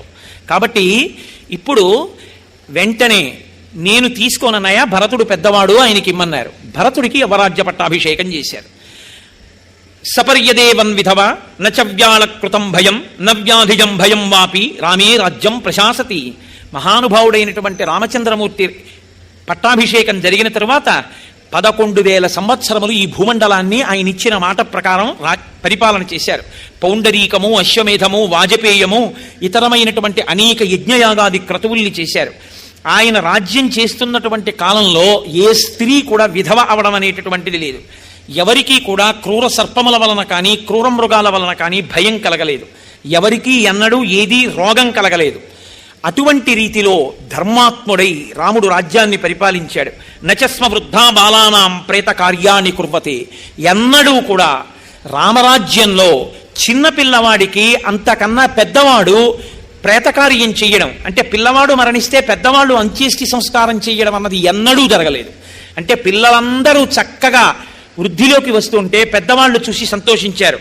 ఆసన్ వర్ష సహస్రాణి తథా పుత్ర సహస్రిణ నిరామయా విశోకాశ్చ రామే రాజ్యం ప్రశాసతి. అక్కడ ఉన్నటువంటి ప్రజలందరూ కూడా చక్కగా 3 తరాల్ని చూసి ఒక్కొక్కళ్ళకి బోలెడంతమంది కొడుకులు, కూతుళ్ళు, కోడళ్ళు, అల్లుళ్ళు, మనవలు, మళ్ళీ ఆ మనవలకి పెళ్లిళ్ళై మునిమనవలకి పెళ్లిళ్ళై వాళ్ళ పిల్లలు, ఇంతమందితో ఒక్కొక్క కుటుంబంలో బాలసారి జరిగితే వాళ్ళ ఇంటికి వచ్చిన వాళ్ళ బంధువులే చాలు. వీళ్ళు మళ్ళీ వీళ్ళ వియ్యాలారు, ఆ వియ్యాలారు తాలూకా బంధువులు, ఇంతమంది కలిసి ఎంతో సంతోషంగా ఎక్కడ చూసినా రామో రామో రామ ఇతి ప్రజానాం అభవన్ కథాః రామభూతం జగదభూత్ రామే రాజ్యం ప్రశాసతి. రాముడు రాజ్యం చేస్తున్న రోజుల్లో ఎవరి నోట విన్నా ఒక్కటే మాట, రామా రామా రామ, ఇది తప్ప ఇంకొక మాట లేదు. అంతటి ధార్మికుడై మహానుభావుడు అంత గొప్పగా రాజ్యం చేశాడు. వృక్షములన్నీ కూడా లావైనటువంటి బోధులతో చక్కగా పుష్పిస్తూ ఫలిస్తూ జనులకు కావలసినటువంటివన్నీ సమకూర్చాయి. అన్ని వర్ణముల వారు దురాశ లేని వారై ఎవరి ధర్మాన్ని వారు అనుష్ఠిస్తూ సంతృప్తితో జీవించారు. 10 వర్ష సహస్రాణి 10 వర్ష శతాని చ భ్రాతృభి సహిత శ్రీమాన్ రామో రాజ్యం అకారయత్. 11,000 సంవత్సరములు తన తమ్ముళ్ళైనటువంటి లక్ష్మణ, భరత, శత్రుఘ్నులతో కలిసి రామచంద్రమూర్తి ఈ రాజ్యాన్ని చేశారు. ఆది కావ్యం ఇదం త్వార్షం పురా వాల్మీకినాకృతం ఎప్పటే శృణుయాల్లోకే నర పాపాద్విముచ్యతే. ఆర్షము పరమ సత్యము, ఇందులో ఒక్క అక్షరము కల్పితము కాదు, యథార్థముగా జరిగిన గాథ. చతుర్ముఖ బ్రహ్మగారి యొక్క వరంచేత వాల్మీకి మహర్షి ఆచమనం చేసి కూర్చుని ఘంటం పట్టుకుంటే ఆ రామాయణ కాలంలో ఉన్నటువంటి వ్యక్తులు, రాక్షసులు, స్త్రీలు అందరూ చేసినటువంటి పనులతో పాటు వాళ్ళ మనస్సుల్లో కదిలిన ఊహలు కూడా వాల్మీకి మహర్షికి ప్రచోదనమయ్యాయి. ఆనాడు వాల్మీకి మహర్షి బ్రహ్మగారి వరంతో అన్నిటినీ తెలుసుకుని రచించినటువంటి కావ్యము తప్ప కేవలముగా కాల్పనికమైనటువంటి కథతో కూడుకున్నటువంటిది కాదు, యథార్థముగా జరిగిన కథ రామకథ. కాబట్టి ఇది ఆది కావ్యము. భార్య భర్తతో మాట్లాడితే ఎంత మధురంగా ఉంటుందో అటువంటి భాషలో చెప్పబడిన కావ్యము, సర్వధర్మములు పొదగబడినటువంటి కావ్యము. ఈ కావ్యాన్ని ఎవరు వింటున్నారో పుత్రకామస్తు పుత్రాన్వై ధనకామో ధనాని చ లభతే మనుజోలోకే శ్రుత్వా రామాభిషేచనం. ఎవరు ప్రత్యేకించి రామచంద్రమూర్తి యొక్క పట్టాభిషేకాన్ని చూస్తున్నారో, పట్టాభిషేకంలో పాల్గొంటున్నారో, రాజారాముడిగా కూర్చున్నటువంటి రోజున జరుగుతున్నటువంటి పూజా సభలో ఉంటారో, ఎవరెవరు సంపూర్ణంగా రామాయణాన్నంతటినీ పరమ సంతోషంతో చెబుతున్నటువంటి వ్యక్తి కన్నా కింది స్థానంలో కూర్చుని పరమ మర్యాదతో, నమ్మకంతో కూడిన బుద్ధితో నమస్కరిస్తూ వింటారో అటువంటి వారికి పుత్రకామస్తు పుత్రాన్వై, అటువంటి వారికి కొడుకులు కావాలంటే కొడుకులు కలుగుతారు. ధనకామో ధనానిచ, ధనం కావాలి అంటే ధనం కలుగుతుంది. మహీం విజయితే రాజా, ఈ భూమండలాన్ని గెలవాలి అని రాజులు అనుకుంటే రామాయణాన్ని వింటే వాళ్ళు భూమండలాన్ని గెలుస్తారు. రిపుంశ్చాప్యధితిష్టతి, శత్రువుల్ని గెలుస్తారు. రాఘవేణ యథామాత సుమిత్రా లక్ష్మణేన చ భరతేనేవ కైకేయీ జీవపుత్రాస్తథా స్త్రియః భవిష్యంతి సదానంద పుత్ర పౌత్ర సమన్వితాః. కౌసల్య, సుమిత్ర, కైకేయి ఎలా కొడుకులతో చక్కగా కొడుకులు బ్రతికుండగా ఆ కొడుకుల్ని చూసి సంతోషించి ప్రయోజకులైన కొడుకులని తల్లి సంతోషించిందో, అలా రామాయణాన్ని పఠనం చేసినటువంటి వాళ్ళందరికీ కూడా బిడ్డలు ప్రయోజకులై ఆ తల్లులు ఆనందాన్ని పొందుతారు. శ్రుత్వా రామాయణమిదం దీర్ఘమాయుశ్చ విందతి రామస్య విజయం చైవ సర్వం అక్లిష్టకర్మణః. ఎవరు హేళగా పనులు చేయగలిగినటువంటి రామచంద్రమూర్తి యొక్క వైభవంతో కూడిన ఈ రామాయణాన్ని, సంపూర్ణ రామాయణాన్ని వింటున్నారో అటువంటి వారు దీర్ఘాయుర్దాయాన్ని పొందుతారు. సమాగమం ప్రవాసాంతే లభతే చాపి బాంధవైః ప్రార్థితాంశ్చ వరాన్ సర్వాన్ ప్రాప్నుయాదిహ రాఘవాత్. ఎవరు ఈ రామాయణాన్ని వింటున్నారో అటువంటి వారికి దూరదేశంలో ఉన్నటువంటి వారితో సమాగమం సిద్ధిస్తుంది. వారు తొందరలో తమకి అత్యంత ప్రాణప్రియులైన వారెవరున్నారో వాళ్ళని కలుసుకుంటారు, కలుసుకుని సంతోషాన్ని పొందుతారు. శ్రవణేన సురాహ సర్వే ప్రియంతే శృణ్వతాం వినాయకాశ్చ శామ్యంతి గృహే తిష్టంతి యస్య వై. ఎవరైతే ఈ రామాయణాన్ని వింటున్నారో అటువంటి వారి ఎడల దేవతలందరూ ప్రసన్నులవుతారు. అటువంటి వారి ఎడల ఏవైతే ఉగ్రమైనటువంటి భూతములు ఉన్నాయో అవన్నీ కూడా ఉపశాంతి పొందుతాయి. అరిష్టమైనటువంటి గ్రహములు తమ ఇచ్చేటటువంటి ఫలితములు ఏ ఉంటాయో ఆ ఫలితములు ఇవ్వకుండా ఆపు చేసి వాళ్ళు అభ్యున్నతిని పొందుతారు. విజయేత మహీం రాజా ప్రవాసీ స్వస్తిమాన్ వ్రజేత్ స్త్రియా రజస్వలాహ శ్రుత్వా పుత్రాన్ సూయురనుత్తమాం. రజస్వలైనటువంటి స్త్రీ ఈ రామాయణాన్ని వింటే, అంటే ఇంకా బిడ్డలు పుట్టవలసినటువంటి స్త్రీ, వివాహమైనటువంటి ఆమె ఈ రామాయణ కావ్యాన్ని వింటే చాలా ఉత్తమమైనటువంటి సంతానాన్ని పొందుతుంది.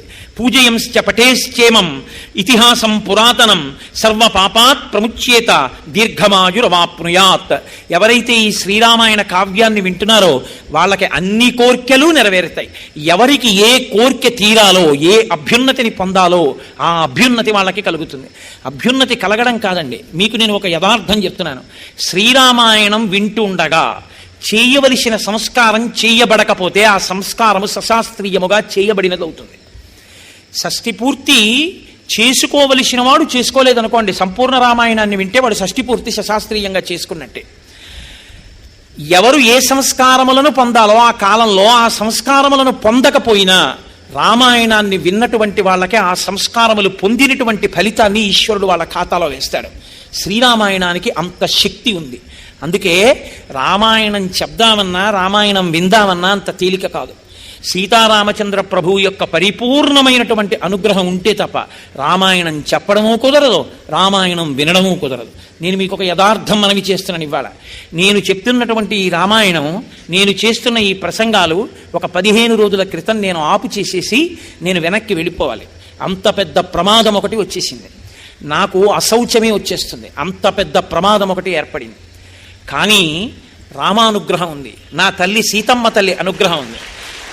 ఎవరు శరీరం విడిచిపెట్టేస్తే, ఎవరికి ప్రమాదం జరిగితే నాకు అశౌచం వస్తుందో, నేను రామాయణం చెప్పడానికి అనర్హత పొందుతానో, నేను రామాయణం చెప్పకుండా ఆపి మళ్ళీ మొదలు పెట్టవలసి వస్తుందో, అటువంటి పరిస్థితి రాకుండా తట్టుకోగలిగినంత ఓపిక అసలు ఆయనకి లేకపోయినా ఈశ్వరుడు ఆయనకి ఆయుర్దాయాన్ని ఇచ్చి కాపాడి రామాయణ ప్రవచనానికి అభ్యంతరం లేకుండా ఆయన నాకు అశౌచం రాకుండా ఆయుర్దాయం ఇచ్చి ఆయన్ని రక్షించేశాడంతే. అంటే శ్రీరామాయణం ఎంత శక్తివంతమో, రామాయణాన్ని నమ్మి మొదలు పెడితే రామచంద్రమూర్తి అనుగ్రహం ఎంత పరిపూర్ణంగా ఉంటుందనడానికి ఇదే తార్కాణం. రామాయణం మొదలుపెట్టాక మీరే ప్రత్యక్షంగా చూశారు ఎన్ని ఘట్టాలలో, ఎన్ని చోట్ల రామానుగ్రహం స్పష్టంగా కనపడిందో. కాబట్టి పూజయంశ్చ పఠేశ్చేమం ఇతిహాసం పురాతనం సర్వపాపాత్ ప్రముచ్యేత దీర్ఘమాయురవాప్నుయాత్. దీర్ఘమైనటువంటి ఆయుర్దాయాన్ని పొందుతారు, సర్వ పాపములు కూడా పోతాయి. ఇది అతి పవిత్రమైనటువంటి ఇతిహాసము, పురాతనమైన ఇతిహాసము. ఇతి హా అసం అంటే ఇది ఇలాగే జరిగినది. అందుకే రామాయణం సత్యమేమి, ఒక్క వాల్మీకి రామాయణమే సత్యం, బ్రహ్మగారి వరం. ఇది హా అసం, ఇది ఇలా జరిగినది, ఇది కల్పిత గాథ కాదు, ఇది సృష్టింపబడినది కాదు, కేవలము కల్పించి మీకు సంతోషాన్ని చేకూర్చేది కాదు, యథార్థముగా జరిగిన కథ. అప్పుడు జరిగిన కథ ఇప్పటికీ ఎందుకు చెప్తారు అంటే, రామాయణమిదం కృత్స్నం శృణ్వతః పఠతః సదా ప్రీయతే సతతం రామః సహి విష్ణు సనాతనః. సనాతనుడైనటువంటి విష్ణువు రామాయణం చెప్పబడిన ప్రాంగణం ఎక్కడుంటుందో అక్కడ అపారమైన ప్రీతిని పొంది మిగిలిన దేవతలందరితో కలిసి స్వామి హనుమ, రామచంద్రమూర్తి, సీతమ్మ, 33 కోట్ల మంది దేవతలు ఆ రామాయణ ప్రవచనము జరిగినటువంటి ప్రాంగణం మీద నిలబడి ఉంటారట. నిలబడి పట్టాభిషేక సర్గనాడు చూస్తూ ఉంటారు. పితృదేవతలందరూ కూడా విశేషమైనటువంటి ఆనందాన్ని పొందుతారట. పట్టాభిషేక సర్గ దగ్గరికి వచ్చేటప్పటికీ రామాయణం అంత శక్తిని పొందుతుంది. కాబట్టి ఆదిదేవో మహాబాహు హరిర్నారాయణ ప్రభు సాక్షాద్ రామో రఘుశ్రేష్ఠ శేషో లక్ష్మణ ఉచ్యతే. ఆయన సహి విష్ణు సనాతన, సనాతనుడైనటువంటి విష్ణువు యొక్క కథ. ఆయన ఆదిదేవుడు, మహాబాహు, హరి, నారాయణుడు, స్వయంగా ఆయన ప్రభు. సాక్షాద్ రామో రఘుశ్రేష్ఠ, రఘుశ్రేష్ఠుడైనటువంటి ఆ రాముడే ఆ శ్రీ మహావిష్ణువు. ఎక్కడెక్కడ రామాయణం చెప్పబడుతుందో అక్కడ ఇప్పటికీ పట్టాభిషేక సర్గనాడు దేవతలందరూ వచ్చి నిలబడవలసిందే. ఎందుకు వస్తారోట తెలుసా అండి? పట్టాభిషేకం జరిగిన నాడు దేవతలందరూ సంతోషిస్తారు ఆ ప్రాంగణానికి వచ్చి. పితృదేవతలు కూడా తీసుకొచ్చి నిలబెడతారు అంటారు. నేను కొన్ని వ్యాఖ్యానాల్లో చూశాను. పితృదేవతలందరినీ ఎక్కడ రామాయణం చెప్తారో, ఎక్కడ రామాయణం చదువుతారో, ఎక్కడ రామాయణం వింటారో శ్రద్ధతో అక్కడ పితృదేవతలందరినీ తీసుకొస్తారట. ఇదిగోరా మీ వాడు అత్యంత భక్తి శ్రద్ధలతో సంపూర్ణ రామాయణాన్ని దోషిని ఒగ్గి విన్నాడు, వినయంతో నమస్కరించి విన్నాడు, నమ్మి విన్నాడు. వాడు విన్నందుకు ఆ వంశంలో పుట్టాడు కాబట్టి మిమ్మల్ని అందరినీ స్వర్గలోకానికి పంపిస్తున్నామని పూర్వ పితృదేవతలందరినీ స్వర్గానికి పంపిస్తారట. నా కడుపున ఇటువంటి వాడొకడు పుట్టాడు, వీడి వల్ల మేము స్వర్గానికి ఎడుతున్నామని ఆ పితృదేవతలందరూ గొప్ప ఆనందాన్ని పొందుతారట. అంత గొప్ప కావ్యం శ్రీరామాయణ కావ్యం. కుటుంబ వృద్ధిం ధనధాన్య వృద్ధిం స్త్రియశ్చ ముఖ్యా సుఖముత్తమంచ శ్రుత్వా శుభం కావ్యమిదం మహార్థం ప్రాప్నోతి సర్వాం భువిచార్థ సిద్ధం ఆయుష్యమారోగ్యకరం యశస్వం సౌభ్రాతృకం బుద్ధికరం సుఖంచ శ్రోతవ్యమేతం నియమేన సద్భిః ఆఖ్యానమోజస్కరవృద్ధి కామై. ఈ శ్రీరామాయణాన్ని ఎవరు వింటారో అక్కడ కుటుంబ వృద్ధి. చక్కగా విన్నటువంటి వాళ్ళకే కాదు, వాళ్ళ కుటుంబం అంతా కూడా వృద్ధిలోకి వస్తుంది. ఆ కుటుంబంలో ఉన్న వాళ్ళందరూ కూడా సుఖశాంతులు పొందుతారు. ఒక్కడు రామాయణం విన్నాడనుకోండి కుటుంబంలో, ఆ కుటుంబంలో ఉన్న వాళ్ళందరూ మంచి వార్తలు వింటారు, గొప్ప గొప్ప బిడ్డలు పుడతారు, గొప్ప గొప్ప సంతోషాన్ని పొందుతారు. అన్నీ కలిసి వస్తాయి ఈశ్వరానుగ్రహంతో. ధనధాన్య వృద్ధిం, ధనధాన్య వృద్ధి పొందుతుంది. స్త్రియశ్చ ముఖ్యా సుఖముత్తమంచ, చక్కటి సుఖాన్ని పొందుతారు. శ్రుత్వా శుభం కావ్యమిదం మహార్థం, ఈ రామాయణ కావ్యాన్ని వినడం చేత ఆయుష్యము, ఆరోగ్యము, కీర్తి, బుద్ధి, సుఖము అన్నిటినీ కూడా శ్రీరామాయణము ఇవ్వగలదు. ఇది సత్యం సత్యం పునఃసత్యం. అందుకే నరులు ఉన్నంతకాలం, ఈ లోకం ఉన్నంతకాలం రామాయణం ఉండాలి. రామాయణం ఎంతకాలం చెప్పబడుతుందో, రామాయణం ఎంతకాలం వింటారో అంతకాలము నరులకు అభ్యున్నతి, నరుడు నరుడిగా బతకడం చేతనవుతుంది అని బ్రహ్మగారు వాల్మీకి మహర్షిని ఆదేశించి పరమ కరుణార్ద్ర హృదయుడు కనుక వాల్మీకి మహర్షి చేత ఈ రామాయణ కావ్యాన్ని రచింపచేసి మనకు అందించారు మహానుభావుడు. కాబట్టి ఈ శ్రీరామాయణాన్ని విన్నవాళ్ళు ఎవరున్నారో వాళ్ళందరూ ఒక మాట అనాలి అంటారు. ఎందుకంటే తపశ్శక్తి కలిగిన వాళ్ళకైతే ఖచ్చితంగా కనపడతారు. శ్రీమన్నారాయణుడు ఇవాళ మెరిసిపోతున్నటువంటి గరుడ వాహనం మీద లక్ష్మీ సహితుడై మిగిలిన దేవతలందరితో కలిసి త్రిమూర్తులతో సహా పితృదేవతలతో సహా పట్టాభిషేక జరుగుతున్న నాడు ఆకాశమండలంలో వచ్చి నిలబడతారు. రాజారాముడికి పట్టాభిషేకం జరగడం అంటే ఇప్పటికీ లోకంలో అంత శక్తి కలిగినటువంటిది రామచంద్రమూర్తి యొక్క పట్టాభిషేకమే. అందుకే శ్రీరామాయణం చెప్తే తప్పకుండా పట్టాభిషేకం చేస్తారు. ఏ ద్రవ్యాలు లేకపోయినా అక్షతలతోనైనా కిరీటాదులను కల్పించి పట్టాభిషేకం చేస్తారు. పట్టాభిషేకం చేయడం అంటే ఈ భూమండలాన్ని అంతటి రామచంద్రమూర్తికి ఇవ్వడం. కాబట్టి విష్ణువు వచ్చి నిలబడతారు. వీళ్ళందరూ పరమభక్తులు, నా చేత పరిపాలింపబడాలని కోరుకుంటున్నారు. ఇప్పుడు మనమేం కోరుకోవాలి? మనందరం కోరవలసింది, రామ మీరు బలంగా ఉండాలి. మీరు ఎంత బలంగా ఉంటే అంతగా రావణాదుల్ని పడగొడతారు, మమ్మల్ని కాపాడతారని మనం కోరుతాం. అందుకే రామానుగ్రహం కావాలనుకున్న వాళ్ళందరూ చెయ్యవలసిన పని మాత్రం ఒకటి చెప్పారు శాస్త్రంలో. 3 మాటలు. మీ కంఠాన్ని వంచన చేసుకోకుండా, మీ కంఠం పలికితే ఎంత గట్టిగా మీరు పలకగలరో అంత గట్టిగా అరిచి 3 మాటలు చెప్పాలి. నేను చెప్తాను, మీరు చెప్పండి. బలం విష్ణోః ప్రవర్ధతాం,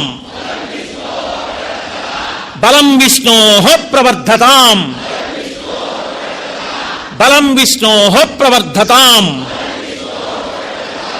శ్రీ మహావిష్ణువునకు బలము కలుగుగాక. ఈ మాటలు అన్నప్పుడు స్వామి ఎంతో ఆనందిస్తారట, ఎంతో ఉల్లాసాన్ని పొందుతారు. ఇప్పుడు మనందరం ఆయన కింకరులం. ఇక మన బాధ్యతలు మనం చెయ్యవలసినవన్నీ హాయిగా ఆయన ఛత్రఛాయల్లో పెట్టుకుని మనని కాపాడి ఆయన రక్షిస్తారు. మీరు విశ్వాసాన్ని పొందండి. తప్పకుండా రామానుగ్రహంతో, ఆ సీతమ్మ తల్లి అనుగ్రహంతో మనందరం హాయిగా ఆనందంగా ఉండగలం. కాబట్టి ఇప్పుడు యథార్థంగా చెప్పబడినటువంటి పట్టాభిషేక క్రతువు ఏది ఉందో దాన్ని ఇప్పుడు ఆ పట్టాభిషేకాన్ని చేస్తారు. కిరీటధారణ అవి చేయిస్తారు. స్వామికి రాజారాముడిగా పూజలు అందుకుంటాడు. పట్టాభిషేకాన్ని పొందాడు కాబట్టి ఇప్పుడు రాజారాముడిగా పూజ అందుకున్న తర్వాత దర్బారు జరుగుతుంది. ఇవాళ కొద్దిగా వేళ దాటినా దయచేసి ఎవరు వెళ్లకుండా అందరూ కూడా ఈ పట్టాభిషేకాన్ని చూడవలసిందిగా మనవి చేస్తూ, 42 రోజుల పాటు నాకేమీ చేత కాకపోయినా, గట్టిగా ఒక్క శ్లోకం చదవడం నాకు రాకపోయినా, మీ అంత బాగా రామా రామా రామా అండం 3 మాటలు కూడా నాకేమీ తెలియకపోయినా, పోన్లే పాపం ఏదో చెప్తున్నాడు కదా, వాడు చెప్తే మనం వింటే వాడు సంతోషిస్తాడని మీకన్నీ తెలిసున్నా, ఏమీ తెలియని వాళ్ళలా మీ అందరూ కూర్చుని విని శ్రీరామాయణం చెప్పుకునేటటువంటి మహద్భాగ్యాన్ని నాకు ఇచ్చినందుకు మీ అందరికీ నా యొక్క కృతజ్ఞతలను ఆవిష్కరిస్తూ, మీ అందరికీ ఆ లక్ష్మణ భరత శత్రుఘ్న హనుమత్ సమేత శ్రీ సీతారామచంద్ర ప్రభువు యొక్క పరిపూర్ణమైనటువంటి అనుగ్రహ ఆశీస్సులు కలగాని అని సాంజలిబంధకంగా సీతారామచంద్రమూర్తి యొక్క పాదార విందములకు నమస్కరిస్తూ ఇవాల్టితో ఈ శ్రీరామాయణ ప్రవచనాన్ని పూర్తి చేసి నేను ఆకాశగంగ యందు అవబృత స్నానమే ఆచరించాను. 42 రోజులు రామచంద్ర ప్రభువు నా చేత దీక్ష చేయించాడు. అంత సుదీర్ఘమైన దీక్ష నడవాలంటే మాటలు కాదు, ఈశ్వరానుగ్రహం ఉండాలి. తపస్సు చేయించి ఇవాళ నాకు ఇప్పుడు అన్నీ ఉన్నవాడికి ఇవ్వడం గొప్ప కాదు, ఒక చేతకాని వాడికి ఇవ్వడమే గొప్ప. ఎక్కడ పల్ల ఉంటుందో అక్కడెక్కడ నీరెడుతుంది. చేతకాని వాడిని ఉద్ధరిస్తేనే ఆయన ప్రభువు కాబట్టి నన్నించుకున్నాడు. ఈ చేతకాని వాడితో రామాయణం చెప్పించి వీడే చెప్పాడంటే ఎవరు చెప్పలేరు. శ్రద్ధ ఉంటే ఎవరైనా చెప్పగలరని లోకాలకి నిరూపించాలని నా చేత ఇంత కైంకర్యం అందుకుని, నా చేత ఇంత ఆనందాన్ని పొంది, నా జీవితంలో 2వ మాట సంపూర్ణ రామాయణ ప్రవచనాన్ని పూర్తి చెయ్యగలిగాను అని నాకు ఎంత సంతోషంగా ఉందో. దీని ముందు నాకు నిజంగా గజారోహణం చేయించిన, నాకు గండ పెండేరం వేసిన, నాకు సింహతలాటం వేసిన అది దిగదుడిపే. నాకు కావలసింది నేను బతికున్న నాళ్ళు, నా ఆఖరి ఊపిరి విడిచిపెట్టేసేంత వరకు నా స్వామి కథ నేను ఇలా చెప్పుకుని, నేను ఇలా భగవంతుని కథ చెప్పుకుంటూ ఉండగా నా ఊపిరి ఆగిపోతే అంతకన్నా నాకు జీవితంలో కావలసింది ఇంకొకటి ఏదీ లేదు. త్రికరణ శుద్ధిగా నేను ఈశ్వరుణ్ణి కోరుకున్నది అదొక్కటే. ఇవాళ కూడా నేను రామాయణ ప్రవచనం పూర్తి చేస్తూ రామాయణ కావ్యం మీద నా 2 చేతులుంచి స్వామి పట్టాభిషేకంలో ఆయన పాదాల దగ్గర నేను కోరుకున్న కోరిక అంటూ ఏమైనా ఉంటే అదొక్కటి. కాబట్టి రామచంద్రమూర్తికి నా పరిపూర్ణ హృదయంతో ఆయనకి నమస్సుమాంజలు అర్పిస్తూ మనం పెట్టుకున్నటువంటి ఆచారాన్ని చక్కగా ఇవాళ కూడా పాటించి 11 మాటలు రామనామం చెప్దాం. ఆ తర్వాత మీరు నన్ను భరించవలసినటువంటి అవసరం ఇక ఉండదు. ఎందుకంటే నేను ఇక మిమ్మల్ని వేధించాను. ఉపన్యాసం చెప్పి మీరు కొన్నాళ్ళు విశ్రాంతి పొందవచ్చు. ఆ తర్వాత ఎప్పుడో వస్తే వస్తాను. కాబట్టి 11 మాటలు రామనామం చెప్పుకుందాం. కోరి కొలిచిన వారికెల్లను కొంగు బంగారు రామనామము, రామనామము రామనామము రమ్యమైనది రామనామము. నీవు నేనను భేదమేదియు లేకయున్నది రామనామము, రామనామము రామనామము రమ్యమైనది రామనామము. అండపిండ బ్రహ్మాండములకాధారమైనది రామనామము, రామనామము రామనామము రమ్యమైనది రామనామము. గోచరంబగు జగము లోపల గోప్యమైనది రామనామము, రామనామము రామనామము రమ్యమైనది రామనామము. బ్రహ్మ సత్యము జగన్మిథ్యా భావమే శ్రీరామనామము, రామనామము రామనామము రమ్యమైనది రామనామము. భక్తితో భజించు వారికి ముక్తి నొసగును రామనామము, రామనామము రామనామము రమ్యమైనది రామనామము. రాకడయు పోకడయు లేనిది రమ్యమైనది రామనామము, రామనామము రామనామము రమ్యమైనది రామనామము. ఆత్మ సంయమ యోగ సిద్ధికి ఆయుధము శ్రీరామనామము, రామనామము రామనామము రమ్యమైనది రామనామము. రావణానుజ హృదయ పంకజ రాచకీరము రామనామము, రామనామము రామనామము రమ్యమైనది రామనామము. దాసులను రక్షించ దయగల ధర్మనామము రామనామము, రామనామము రామనామము రమ్యమైనది రామనామము. రాక్షసులను తరిమి కొట్టిన నామమే శ్రీరామనామము, రామనామము రామనామము రామనామము రమ్యమైనది రామనామము రామనామ స్మరణ చేసిన క్షేమమొసగును రామనామము రామనామము రామనామము రమ్యమైనది రామనామము తల్లివలె రక్షించు సుజనుల నెల్లకాలము రామనామము రామనామము రామనామము రమ్యమైనది రామనామము మంగళాశాసనపరైః మదాచార్య పురోగమైః సర్వైశ్చ పూర్వైరాచార్యైః సత్కృతాయాస్తు మంగళం మంగళం కోసలేంద్రాయ మహనీయ గుణాత్మనే చక్రవర్తి తనూజాయ సర్వభౌమాయ మంగళం ఉమాకాంతాయ కాంతాయ కామితార్థప్రదాయినే శ్రీగిరీశాయ దేవాయ మలినాథాయ మంగళం కరచరణకృతం వా కర్మవాక్కాయజం వా శ్రవణనైనజం వా మానసం వాపరాధం విహితమవిహితం వా సర్వమేత్తక్షమస్వ శివ శివ కరుణాబ్ధే శ్రీ మహాదేవ శంభో సర్వం శ్రీ ఉమామహేశ్వర బ్రహ్మార్పణమస్తు స్వస్తి.